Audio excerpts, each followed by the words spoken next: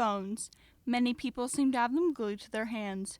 Roughly 85% of the world's population has access to cell phones. Many doctors and counselors believe that this plays a huge role in teenage depression and anxiety. I think it has a lot to do with just where they're at developmentally. Teens are naturally predisposed to be insecure about who they are and their identity, insecure about what they look like, insecure about their hair that day, their makeup, their weight, their performance in athletics the night before. So it gives you like a nice mask to hide behind. Researchers have found a link between the increase of depression symptoms among teens and when cell phones started to gain popularity back in 2012. And what they're finding is that there's been an uptick in the amount of depression in young teens since about 2010.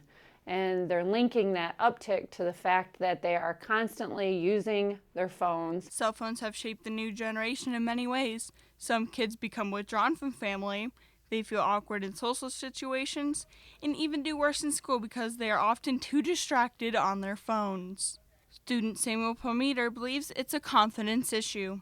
I think maybe it comes back down to like confidence, and maybe they don't have enough like actual self-confidence in person, so they feel like they're like another person or can have more confidence when they're behind like a screen. Some teens say they use their cell phones as a distraction from life, to be free, to be who they always wanted to be. For some people, it's an escape from things like going on in your life, and it's just kind of like a fun little fluffy world to be in. They have this kind of persona on the internet where they're like, oh, hey, I can speak and say whatever I want and no one will be able to know who I am. Many people are on their phones so much there's actually been a phobia developed known as nomophobia. Nomophobia is when you're anxious about not having your phone, Wi-Fi, or internet connection, resulting in panic attacks. People will also have anxiety as a reaction to being on social media and even when they're unable to check it. Part of the reason is because it is an addiction, and there are endorphins that are released when you have those quick responses and someone likes something that you posted, or you say something negative about yourself like girls always do, but then your friend's like, oh no, you're beautiful. There's an area of your brain called the somatosensory cortex that's greatly affected by the use of electronics.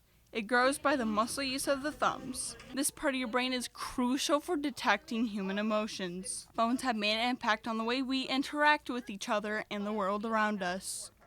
I feel like social media takes a big role in people's lives, which means that they're not like going out there and experiencing their actual lives. So how can you cope with phone addiction? Here are some ways people have found to help ease the effects. Putting your phone far away from you or in a bag when you're trying to relax or visiting with friends and family. This discourages you from wanting to check it since you have to go into your bag or get up multiple times. Another trick is to distract yourself. When you put the phone up, you can replace it with a book, turning a bad habit into a better one.